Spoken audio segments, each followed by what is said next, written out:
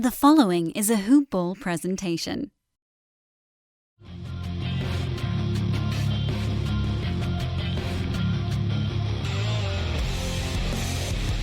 Welcome to the Fantasy NBA Today podcast.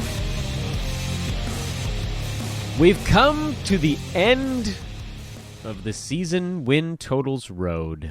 The final 6 teams we will cover here on this Tuesday edition of Fantasy NBA Today, a Hoop Ball and Hawaiian Isles Kona Coffee Company presentation. It's a lot of hard noises in that business name. Kind of fun, actually, to podcast it, to broadcast it. Hawaiian Isles Kona Coffee Company. HawaiianIsles.com, HI Kona Coffee on Twitter, Hawaiian Isles on Amazon. 2 men on today's podcast that are not coffee connoisseurs, but can tell you unequivocally that every single person that we have spoken to that's demoed Hawaiian Isles has come away saying, I got to keep drinking that coffee. I'm Dan Besbris, the other one of, well, actually, you are a coffee drinker, Neil. You're just a coffee drinker on the fly. The great Ball with Neil Rochlani. Sleepy duo though we may be. How are you, my good man? Oh, it's I'm perked up. You're back on the show. You're ready to roll, huh? You're all jazzed up?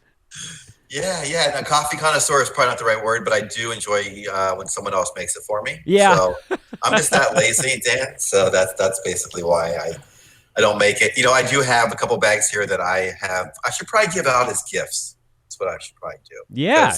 They're delicious. I think I would probably be thanked for that. So yeah, that would be the least of things that you would get for that. You should probably put that joint out on Twitter. You bet you get some followers out of it. Hey, retweet if you want a chance to win a bag of Neil's Private Reserve here.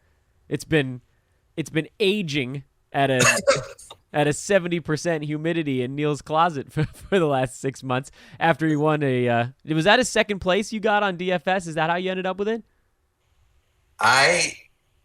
Yeah, I think so. Wait. You're racking your brain over there. No, I did not. I got a first place. Ooh, t-shirt. That's this right. This was my connection through you to Hawaiian Isles. Yeah, it's a good connection to have. Yeah. We love doing. I know you said you let Josh do it on your Thursday shows. I love doing Hawaiian Isles spots here on the show. It's actually like sometimes you do a live read or whatever, and you just knock it out so you can keep going. But this was our first actual sponsor of a podcast at Hoop Ball. This is still a big deal to me. So thank you to Glenn and all the good folks at Hawaiian Isles Kona Coffee Company. Neil, you ready to do the last 6 season win totals here? I am, and I'm reviewing my notes, and this is going to be a very interesting group, I think. Yeah. Portland, Sacramento, San Antonio, the Toronto Raptors, the Utah Jazz, and the Washington Wizards. Before we get into that, actually, I wanted to mention one thing real quick, and I'm going to do it again at the end of the show. It's Draft Guide Week here at Hoop Ball. Coming out Friday, 12:01 a.m. Pacific time. When those of us here on the West Coast, when we transition from Thursday to Friday, the Draft Guide goes on sale for $13.99 Friday, Saturday, and Sunday only. That's the only time it's going to be that low of a price this year. There will be moments down the line where we might have a coupon code pop up, but it's never going to be less than $13.99. You should get it. It's going to have all 400 player profiles like usual. It's going to have over 15 different articles, mock drafts, projections. It'll have the B150 when that gets released on October the 7th. And here's the thing, people. Many of you go out and you buy the B150 by itself. That's more expensive than getting the draft guide, which will contain the B150. So don't be a buffoon. Get the draft guide. Do it this weekend, Friday, Saturday, Sunday at hoop-ball.com. We'll be tweeting about it relentlessly for the next 2 months. So this will not be the last you hear of it. However, this is the week where we're going to be just annihilating that thing. Neil, I don't know about you. I mean, listen, there's a million good things in there. I've talked 1,000 times in this podcast about how I try not to let a ton of cooks into my brain kitchen. But one cook that is always invited into my brain kitchen is the B150. The B150 is phenomenal. I am always surprised by Aaron's rankings They're And ballsy, right? They're really they're ballsy. very ballsy, and he is way more right than wrong. So it's amazing. I know. There's a behind the scenes. Here's like a peek behind the curtain at hoop ball. Aaron Brewski and I G-chat like all day, every day. Like we're sitting in a undergrad class together, and we don't want to listen to the professor, and we're just G-chatting to stay out. Is that still something that kids do? Probably not. They text. They like apps have evolved since 2001 or whatever year I'm referencing here. So I talk to Brew all the time about these players, and he sends me the list of guys that he's looking at and guys that he's going to get extremely aggressive on. And then I look at my list of, Dan Besbris old man squad guys. Those guys are never on there because that's not the ballsy list that we're talking about. And I see names and I'm just like, what? And then I go back at the end of the season and it's like, oh yeah, you got that one right too. Son of a bitch, you got that one right also. It pays to take some gambles. The beauty of the B150, I think, lies in the fact that you can utilize it for a number of different aspects, depending on kind of what types of leagues you're in. But the absolute best, and this is not to alienate anybody else, but the absolute best is if you're in a hyper-competitive league, that list is the one that can put you over the top. If you're in an okay league, you can do some prep and you can read through the rest of the draft guide, or you can even do your own rankings, and you can probably win it. But if you're in a highly competitive league, like the big dogs of the fantasy world, that's where you need something like the B150. Somebody just really going nuts out on a lot of these guys. He is so ballsy, man. That's the only word I can come up with. And that's on October 7th, by the way. That gets inserted into the draft guide. So $13.99 for that. Neil, I'm not going to make you shill anymore. That's my job over here. I can handle that just fine myself. You want to get us started on Portland? Yeah, excuse me. Portland Trail Blazers. I have 45.5 as their win total for this year. As their over-under. Last year, 53 wins, 53 Pythagorean wins. They've had some changes. Not in their top spots. Lillard, McCollum's still there, but they did lose Aminu. They did lose Seth Curry, who they brought in at the end. And they did also lose, who am I thinking of? Oh, well, Yusuf Nurkic is out for the entire, probably most of the season. Yeah. They brought in, I'm forgetting someone. Evan Turner left as well. Evan Turner's gone. Al-Farouq Aminu's gone. Al-Farouq Aminu is gone. Mo Harkless is gone. Mo Harkless is gone. I did say Aminu, didn't I? I'm sorry if I did you? You might have. I may have. I'm drifting off in between things. Yes, exactly. We're both so tired. It looks like their starting five is going to be Lillard, McCollum, and then new guys. I'm new guys. Ronnie Hood looks like he might be projected. Perhaps his own. He gets in there. Bazemore, who knows how many minutes he gets. I know you love him. Zach Collins perhaps will start at the 4, and then Hassan Whiteside at the 5. That sounds terrible to me, by the way. Those two guys together on the court? Yeah, brutal. Yeah. I am so scared of this roster construction. Yeah, I'm bearish. I'm bearish on Portland this year. I love Damian Lillard. Yeah, so I'm very bearish. I love their organization. I love their coach. I love the leadership at the top of it, with Lillard and what he brings to not just, his play, but also he seems to elevate players around him. He does. He really does. But I am going with 43 wins. Yeah, I'm under as well. I'm with you. I'm under on this team as well. I know that this is like the broken record sequence where I keep thinking there's going to be the year where they stagnate, and every year Dame overcomes that with his leadership. He does. Like you said, he elevates his teammates. He gets people to play harder with the way that he goes about his business. I think this is a year where he misses a few games. I think Nurkic was one of the big reasons why they had a little bit of extra fire last year.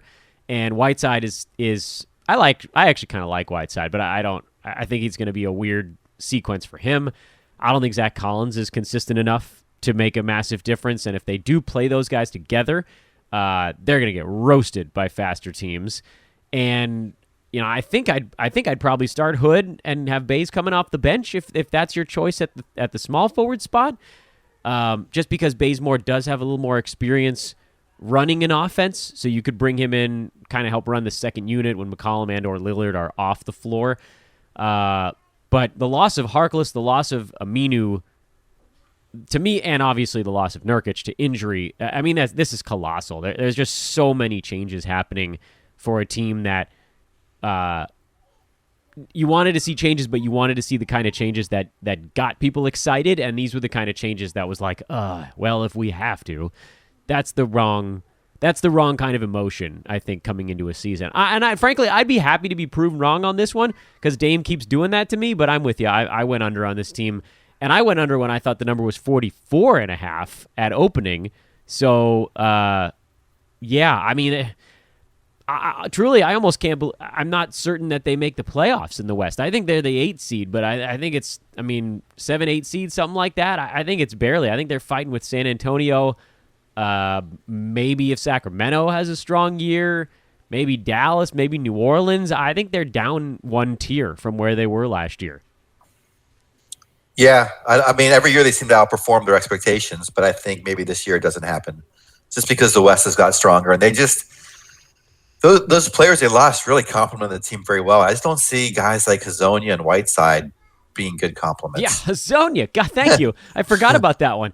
In my mind, I was like, who is the wank staff they've got playing power forward if it's not Zach Collins? And it's Mario Hazonia. Brutal. That's brutal, man. They lost. I know that they made these moves that they had to make to try to figure out how to get the money to fit and whatnot, but Harkless and Aminu out. These are the guys that they had that could actually play power forward last year. They don't have any anymore. Yeah, I got to go under with this team. Maybe Dame will will them to 46 or 47 wins, but that's really what it would take. If he misses 15 games this year, they're cooked. They're not making the playoffs. That's rough.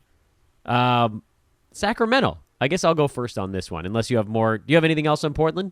No, I just can't see them getting there. It seems almost like too high, like too good to be true, if that makes sense. But anyway, it just seems way too high. Yeah, it's goofy. Kings, I'm a little bit bearish on as well, which I'm not a huge fan of almost all of their roster reconfigurations, and more than anything, I'm not at all a fan of their coaching staff reconfiguration. I don't know that Luke Walton brings something to the table that the team didn't already have. His whole MO with the Lakers was run, and the Kings were already doing that. They don't need somebody else to come in and tell them how to run more. De'Aaron Fox just did it last year, and that's how they surprised teams and won a bunch of games through January, and then they really fell apart. I mean, there were very few teams in the NBA that had a worse close to this 2000 just completed 18-19 season than Sacramento. And I'm not sure that wasn't because they're it was a little bit gimmicky at times, the sprinting up and down, the insane tempo. Bogdan Bogdanovic fell on extremely hard times from an actual scoring perspective. Buddy Hield, great season. De'Aaron Fox making nice progress, and Marvin Bagley should be solid this year. I like Dwayne Dedmon as a veteran presence, but I mean, to me, they just sort of all around got slower. They brought in guys that don't complement the running style. Dedmon, Ariza, re-signing Harrison Barnes to a massive contract. Rashawn Holmes is the only runner they brought in, and he's buried way down on the depth chart. I don't like the moves that they made. Maybe I'm in the minority on that one. I think the Kings actually take a step back this year as teams can better scout them season over season, and I went under. Wow, what'd you have as a total? 34.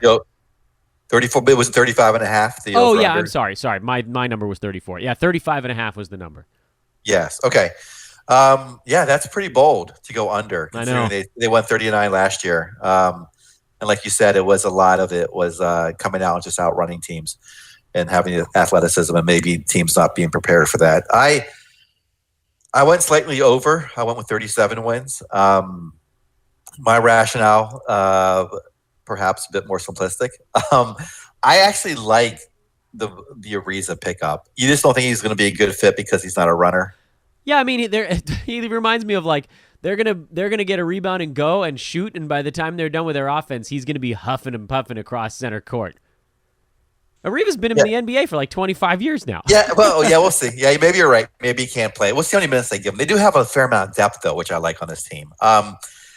Especially at the front court. I'm curious to see how Holmes gets in there. I think he makes his way into useful minutes. I hope so. maybe not big minutes, but I think he does get into the teens. We'll see if that actually happens.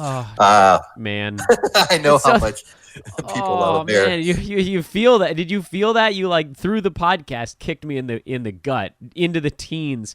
Why, Rashawn? Why couldn't you have gone to a team that needed a big man to play 22, 24 minutes? What the hell, man? It doesn't seem like it's in the cards for him for whatever reason. I know. Anyway, I think Bagley's going to get better. He didn't play a lot last year until the end. I know it wasn't the best in terms of win-losses, but I think I just like rookies who have a lot of potential in their second-year jump. And I think he's one of those players who could do it. Like you, I don't like Harrison Barnes, but I think Fox and Hill will start getting better. Bogdanovich, I think, will bounce back a bit. I have no idea about Luke Walton, what his impact will be. I'm really surprised they went with him, though. Yeah.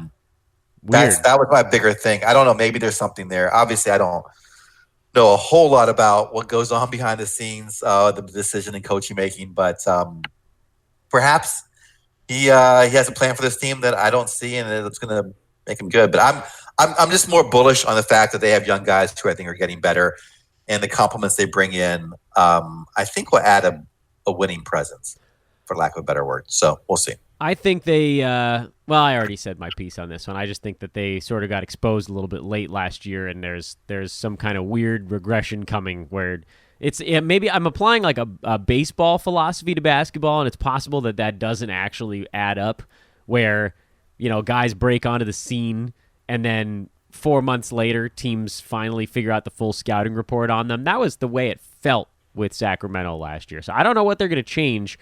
Luke Walton, not exactly known for his defense in his time with the Lakers. He didn't teach anybody to play any defense. And that's the step you have to take if you want to go from 30-something generally to 40-something, unless you get really, really good on offense. And I don't know. I haven't seen it. But maybe this is a number that's just, I'm overthinking it. It's possible. I mean, they had 39 last year. Why wouldn't they get back to that number again? It's a very good question. San Antonio, 43.5 is the number I've got for him. Neil, you get to kick this one off. My Spurs. I love them. 43.5, like you said, last year, 48 wins, 46 math-wise. This one, oh, gosh. I think I went with my heart over my head. What have you done? I know. I went with the over. It's you have to. I don't know if you have to, but I definitely think, like you said today, Aldridge is probably on the decline. DeRozan is not going to make a three-pointer. We'll see how their young guys play in the backcourt. We'll see if Pirtle can be a starting center in this league. So I don't know. This could easily blow up my face, but I am going over with 46 wins. I, too, went over because, damn it, they're the San Antonio Spurs. You just don't. You could try to. This is more of a stock analogy than anything else. Don't chase, right? Like if you own a stock and it's falling, you don't buy more of it, right? You don't sell it all off. You don't buy more of it. You don't chase in life. Because everybody wants to be the smart one, but very few people actually can be. Here's what I mean by that. The perfect stock market trader would be someone who sells a stock at its very highest moment and buys a stock at its very lowest moment. But most of us can't figure out that exact point in a giant curve. Where is the bottoming out of the curve? Where is the top point of the curve? Most of us are guessing a little bit. And so when a stock is just coasting along and going up and going up and going up and going up, and that's been the case for the Spurs for 20 freaking years now, there's just no good reason to say this is the year it all comes apart. This is the year it all comes apart. Because every time, I can almost guarantee that someone out there has said that every year for 2 decades, and every year they've been wrong. Now, I'll admit, someone's going to say it on the year it happens, and that person's going to be like, see, I called it, but then you have to go back and you have to see how many times they were wrong until they finally got it right. I'd rather be the guy that just quietly gets it right 20 years in a row, and when I finally lose on San Antonio, I'll take my 20-1 run, and I'll pack it into my pocket and say, okay, I'm okay with that. So I'm with you, Neil. Heart over mind. Over. Plus, DeJounte Murray's back. And that should make them a tiny bit better, right? I don't care that much about Davis Bertans. I guess a little bit, but, they'll be all right. They'll find somebody else to take that spot. They always do. Yep. Well said. They always do. Toronto Raptors. San Antonio Spurs, ...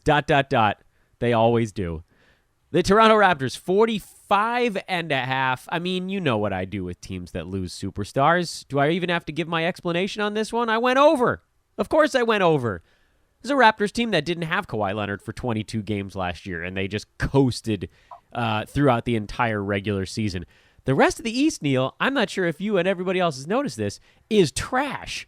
They can pile up wins like it's going out of style unless they trade off their entire roster. To me, that's the only fear on a team like Toronto not going over. Yeah, well, I wouldn't say the whole East is trash. Okay, fine. There's like 3 teams that are okay. There are 3 teams that are very good. Yeah. Or 2 teams that are very good, and then a bunch of, I guess, mediocre teams. Yeah, it's a lot of garbage, man. Yeah, I'm with you on this too. I mean, I barely went over, just a half game over. I think I went to 46. And like you said, Kawhi didn't play a lot last year, and they won a ton of games without him. So it's not like they were relying on him in the regular season as they were in the playoffs. I mean, Siakam, I think he's still getting better, and we'll see if he can step up. OG Anunoby, I think, will have a better year. Yeah, they just have such a great veteran leadership team. I don't think those guys are over the hill yet, and Gasol and Lowry either. So, and even if they were, they're still better than most of the teams they're playing in the Eastern Conference, right? I mean, Siakam is a massive key to that team because he took like 15 steps forward last year. Even if he doesn't get better, he's a very good basketball player now. They have good basketball players at almost every spot on the floor. It's like everyone's forgotten that the other guys besides Kawhi are also pretty good on this. I mean, are we going to try to say that DeMar DeRozan was the reason that they were winning 60 games? Just take that team, take away DeMar DeRozan, and you've got basically this team with a much better Pascal Siakam and arguably maybe a better center. That it's going to come down to whether or not half the team gets traded and whether or not the guys that are there still feel any kind of energy in the regular season. And I think they're going to have a little bit of a prove it mentality, at least at the outset. Maybe that wears off, but they could coast at 500 the last 3 months of the year if they're a few games over at that point. It'll be that straightforward. Utah, 52.5. Neil, I kick it back into your camp. Utah last year, 50 wins, 56 according to the Pythagorean number, which is pretty crazy. Dang. Yeah. So this year, let's see. Utah did have a little bit of adjustments. Got Mike Conley over there, and now Bojan Bogdanovic on the wing as well. Looks like Royce O'Neal might be starting. So they do have some changes going on there. I am going with the over, I believe. Yes, yeah. I'm going with 55 wins. I think they might actually win the West. Yeah, my man. Yeah. I mean, I went hot take on yesterday's show, and I talked about Houston. I heard you went with the I went Rockets. Rockets. Yeah. Yes. But I had Utah too. So, to be fair, and I've been hyping them pretty good. I'm very happy to hear you say the over because I'm with you on that one. This is a high number, but I think this team is going to be real good, and I think they care a lot this year. This is a team that's going to have all the care lumped into them. That's what the regular season is all about. I'm not saying Utah is going to win a championship because in the playoffs, it comes down to maximum star talent and all that good stuff. But in the regular season, you just have to care. Milwaukee cared last year. Denver cared last year in the regular season. These are Sacramento cared last year in the regulars. These are the teams that go flying over the number, and I think Utah really cares. I think they want home court. I think they want to prove a point, and I think people, you mentioned it already, Mike Conley. I think people underrate Mike Conley. He's a really good basketball player. Almost everything good that happened in Memphis was when he was on the floor. Look at how bad they got when he got hurt 2 years ago. They were 7-5.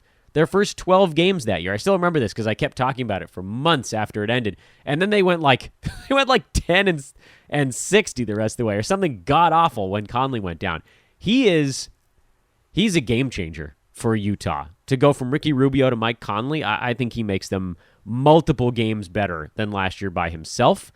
Derek Favors is really good, but this is one of the rare teams that's not going to miss him that much because they can just let Gobert play a few extra minutes if that's what it takes. And they'll now have enough offense to make up for some of the missing defense with Favors down in New Orleans. So I'm with you, Neil. Over Utah. Anything else to add on that one? They also got Ed Davis, who might help with the defense brilliant. as well. Thank you. Wonderful point, Neil. Yeah, point number 2 for Neil on this round goes to Ed Davis as a brilliant backup center. One of the best rebounders in the NBA last year. Yeah, they'll be fine. And they do have a style that just plays really hard, too. They have like that culture of playing hard. So. Yep. That goes a long-ass way during the regular season. Just put it like that. Washington Wizards. I got to go first on this one, don't I? Well, farts. Okay, Washington Wizards. 28.5 is the number, and you almost couldn't go low enough for me. I think this team is going to be truly atrocious this year.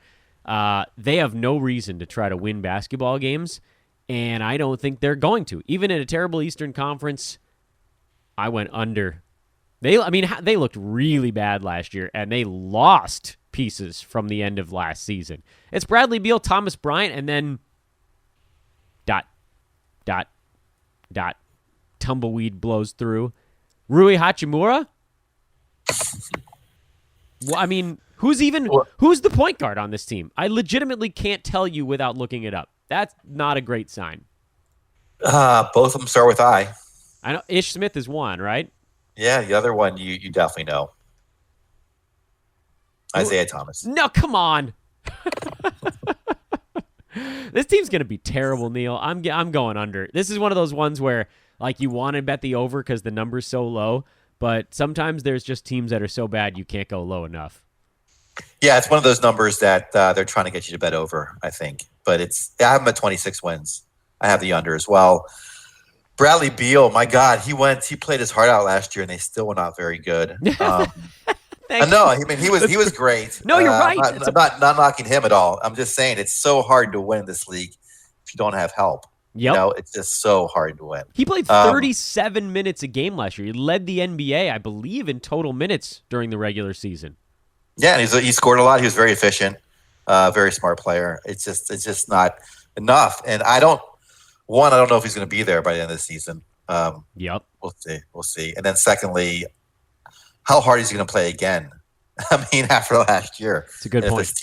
If this team is just not that good. So it's a good reason to fade him ever so slightly in fantasy as well. There's sort of a lot of reasons for him to not go quite as hard, because last year they were sort of hovering around the 8 seed for a while. They were like 4 games back, and they thought maybe, and then they got worse. You know, that's rough, man. Their roster, and it's a long time before I'm gonna have to break that one down on one of these shows, and thank goodness for that, because it's Bradley Beal, it's Thomas Bryant. They ended up with Davis Bertans, who we mentioned a moment ago with San Antonio.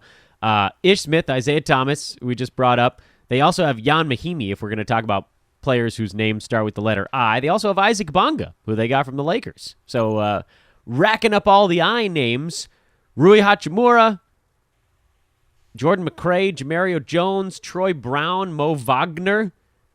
C.J. Miles, ladies and gentlemen, is a member of the Washington Wizards, the longest tenured NBA player on the Wizards roster. This is going to be a long year in the nation's capital for basketball. That's rough, man. Oof. Who else is even going to have fantasy value? I mean, you probably have to say Bryant is going to have some. My hope is that the hype train doesn't get too crazy on him. Yeah. Beal. Of course, yeah. And then I don't think I would draft anybody else. Where does Hachimura go? He's one of the very few rookies that I might be like, well, somebody's got to do something. Yeah, maybe a last-round flyer, but I don't No. Troy Brown Jr. had some decent moments, but I don't think he's Woof. going to play much. I want to ask you a quick question off topic if I can. I'll allow it. Because you're a Lakers fan. When Mo was drafted to the Lakers, did you think he was actually an NBA player? Mo Wagner? Yeah. I had no idea who that was. But I don't have any idea who anyone is coming out Oh, of that's college. right. You don't follow college at all. Yeah, Okay. no. The first thing I noticed was that he had like a gigantic mouth And then I thought, all right, kid, prove me wrong. And then, the second thing I noticed is that his last name is spelled with a W, but it's pronounced as a V. He's, of course, of German descent. And I thought, oh, well, that's fun. And he goes by Mo instead of Moritz. So I like anybody who has a fun name, I guess, as a broadcaster. That tickles me. But he did nothing in L.A. to make me think he's an NBA talent. Now, admittedly, he's quite young still. He's 22, so anything can happen. And apparently the Wizards liked him. I think they wanted to draft him, and they were upset they missed it. I think the spot I'd look, I'm turning back towards Washington again now from a fantasy standpoint. Again, I'll break this down in a couple of weeks on the podcast. Those point guards, I feel like you almost have to take a chance on one or both of those guys at the end of your draft. But which one? I mean, good Lord, this team looks bad. Oh, which one? Oh, I'm punting. Yeah. I'm sorry. Neither one has great stat sets. Yeah, I can't take either one. That was great. That was great. That was very Bob Uecker-ish of you. The hell with it. We're not getting anywhere. Who was I? I think I was on, was I talking to you or Brandon last week that was like, well, for every time we pick a team with, 4 or 5 fantasy players, we're going to have to try to find a team with 1 or 2. Well, we found one with 2. Yeah, that was you and Brandon. I remember listening to it, though. Yeah, so. That's a good point. It's got to average out at some point. There's only 100 players inside the top 100, as the story goes. And that is, Neil, we did it. That's all of them. Got through it. I can only hope I do as well as last year. And you will. A and 2 beat you. Those are the only 2 things I care about. I know, so. You got me, you son of a gun. I think you're going to beat me again this year. Frankly, the amount of movement. This is the kind of season where a lot of things can happen, and we'll see how. Because a lot of my stuff is emotional. I'm trying to read into what teams are trying to accomplish during a season, and that is not entirely clear in the NBA this year. So we'll see how it shakes out. I hope we both are victorious, and obviously I'd like to beat you, but if I don't, I just hope we're both well above 500. A handshake to you, my good man. 30 teams in 5 weeks here on Fantasy NBA Today. We've done all of them. Season win totals in the books. Yeah, thanks for letting me do this again. This was fun. I love it. So I believe, and I'll go into more detail on it shortly, I believe next week will be the final week of the current schedule here on Fantasy NBA Today. We'll talk more about that next week, where everybody's headed. Neil will obviously still have you on this show, but then we'll talk about where folks can find you after that takes place. And for now, I, on yesterday's show, said that I was going to force you to talk about the Mavericks, but of course that was a lie. I have to just do it myself, and this should be a lot of fun. So I'm going to let you go to sleep and not have to talk about Maxi Kleber. You're welcome. Yeah, I want to see what you hear. I want to know what you think about Talon Wright. That one is I'm very curious about. Ooh, well, you'll just have to listen to the end of the podcast. Wow, what a dick move! What a dick move! No. I always do, Dan. So I'll be listening. No, I don't care. You're the damn co-host. You don't have to listen to the end of the podcast. He's Neil Rochlani. He's at Ball with Neil on Twitter. Give him a follow immediately. Neil, we'll hear from you on Thursday. I'll be back on Thursday, to be determined. You had to do it, didn't you? Yeah. Orange Ball Neil, ladies and gentlemen. Have a good day, sir. Good night. That was the wonderful Neil Rochlani. We always have a blast. We have plenty of betting things to talk about. Fear not. It's just not going to be on a set schedule once we hit September. That's where you're going to get 5 days of Dan. We have so many things to cover once we hit September. I want to get through the rest of these team breakdowns. We have a lot of mock drafts to start going through. Remember, I talked about how I don't do a ton of them, but I do analyze the results of many mock drafts. I like to see what other people are doing. That'll be a big part of September. And, of course, I will remind you now, before we dive into the Dallas Mavericks here at the tail end of this podcast, to check out the draft guide, hoop-ball.com. It's coming up on Friday morning. Rate and review the podcast, by the way, in between now and then. Something to do Tuesday, Wednesday, or Thursday. Rate and review the podcast. Rate and review, rate and review, rate and review. I'll keep repeating it until it happens. Rate and review the podcast like I didn't just say it 8 seconds ago. All right, Dallas Mavericks. Kristaps Porzingis will be load managed, but of course he'll be inside the top 100 on a per-game basis. Will I be drafting him? Probably not. But I also have no idea where he's going to go. This is one of those guys where I legitimately haven't a clue where he's going to get drafted, because before he got hurt with the Knicks 2 years back, 2017-18, he was dominating. I mean, a thoroughly dominant second-round type fantasy number. 23 points, 6.5 rebounds, 2.4 blocks, and 0.8 steals. 3.2 combined defensive stats, which was a career high. Shooting percentage is never going to be that high because he's taking a lot of outside shots. He was hitting 2 3-pointers a game. Good foul shooter for a big man. He's up around 80% for his career. So a lot of good stuff with Porzingis. The bad, of course, is that he's played 3 NBA seasons and he's completed 185 games. And he missed a year. So it's 4 seasons of eligibility and 185 games. Depending on how you break that down, you're talking about 45 games a year if you include the goose egg, 46, I guess.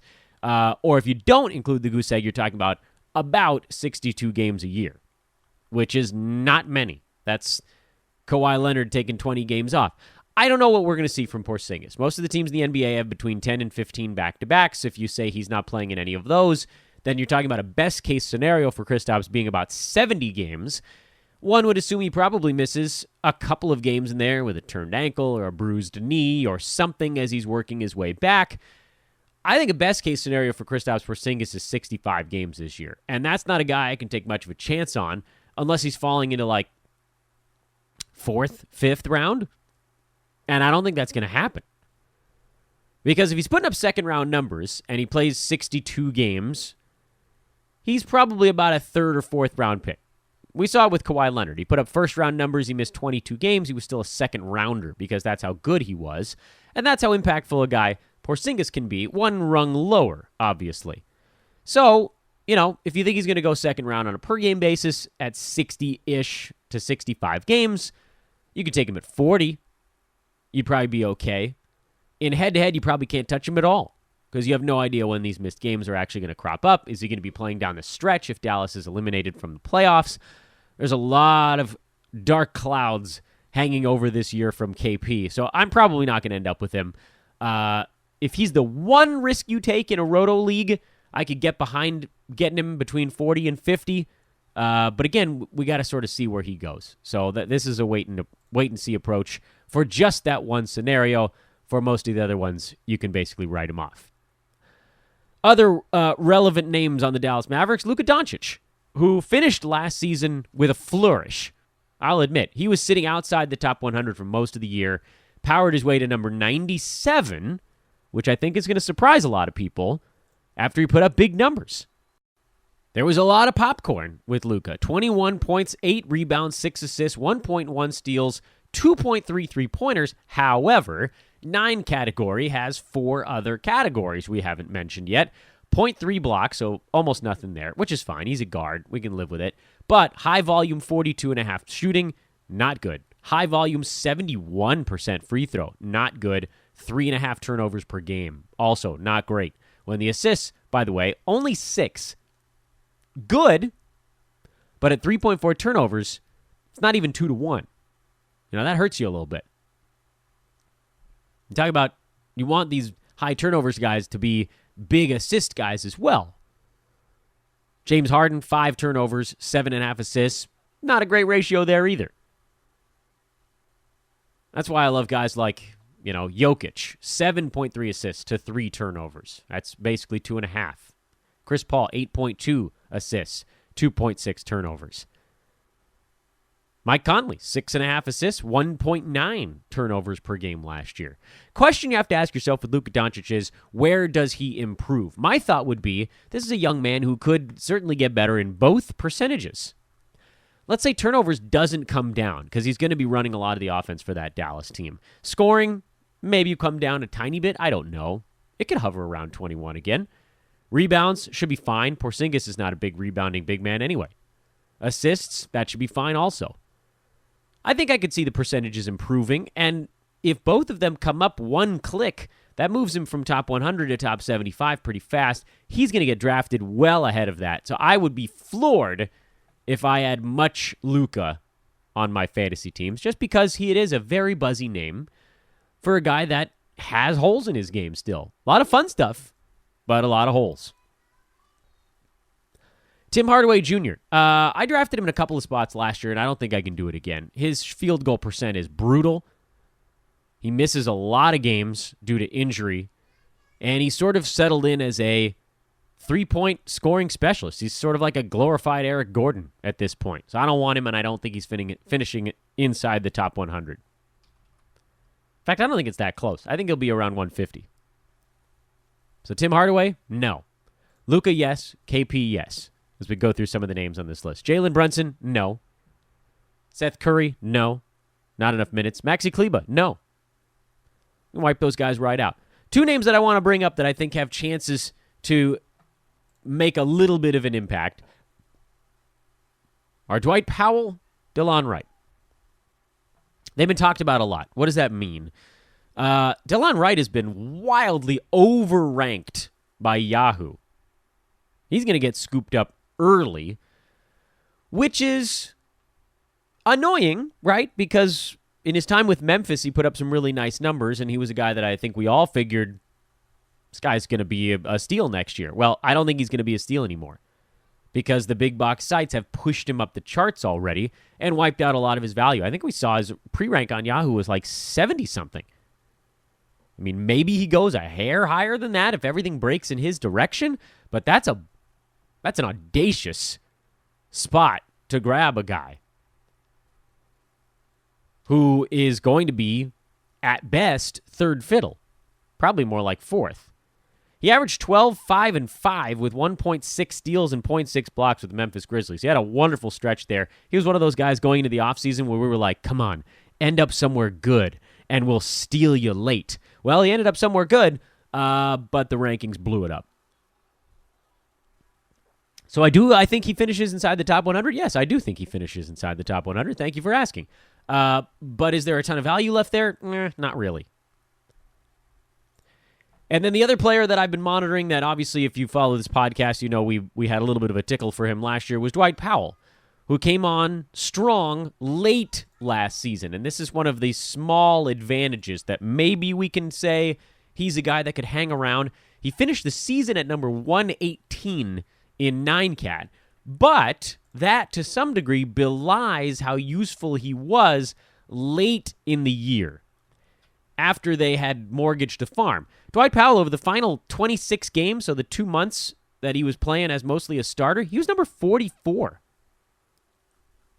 And I think he's going to see plenty of run alongside Porzingis because Powell is very quick for 6'11". You could have him guard other teams' power forwards, let KP guard the rim, and then on offense, let Dwight Powell play center. Porzingis can roam the perimeter. He's going to have a massive height advantage over a lot of power forwards. He can spread the floor. Powell can actually spread the floor better than people give him credit for. He had a few three-pointers down the stretch, but he's the rebounder they'll need out there. So I got a little bit more of a tickle for Dwight Powell than I do for Delon Wright, just because I think he's a guy that's going to go later. But that's also 4 guys on this Mavs team that I do think finish inside the top 100. Powell, Wright, Doncic, and Kristaps Porzingis. In terms of value, maybe a little bit with KP, if you're willing to take that risk in a games cap format. None with Luka Doncic. Surprisingly, very little with Delon Wright, because of how high he was ranked. And then I think there's a little bit of value with Dwight Powell. The only thing that could creep into that, what if Maxi Kleber plays extraordinarily well? He ends up seeing a lot of the minutes at center. But I think they'd rather have Powell on the floor with Porzingis because their games complement each other. And Kleber's game is much more similar to Porzingis. Neither one of those guys is your hard-nosed offensive rebounding type on offense. You're sprinting from player to player on defense. Those guys are a little bit slower, a little bit less reboundy, a little bit more spread the floor-y. So I think maybe you see them run back-to-back a little more. And that's your show. Tomorrow, Brandon Marcus will join us here for his penultimate Brandon Day. Again, next week, last week before the transition back to September podcast schedule. We'll talk about the final two teams here in this Southwest Division. The non-Texas teams, the Grizzles and the Pellies. Grizzles and Pellies. That's coming up on Wednesday. Thanks again to Ball with Neil. BALLWITHNEIL. Spell it right. Find him on Twitter. Give him a follow. He is brilliant, man. Neil Rochlani is such a smart guy. He undersells himself, so it's my job to do the opposite and let you know he is so smart. He does these podcasts fatigued on like no sleep, and he's still just the numbers. I mean, such a sharp guy. You got to follow him on Twitter. He's going to win you a bunch of money gambling too, which is what we've been talking about here on this Tuesday show. I'm Dan Besbris at DANBESBRIS. Thank you to our friends over at Dash Radio for getting up a hoopball block party setup. That'll be starting in the next week or two as well. Thank you to all of you that have checked out the draft guide landing page. Again, goes on sale on Friday. I'll keep reminding you all week long. Rate and review the pod. Follow us on Twitter. Go to Hoopball Fantasy or hoop-ball.com for more. And that is all. So with that, I bid you, should I say in the words of Maxi Kleba, Auf Wiedersehen. We'll talk to you tomorrow.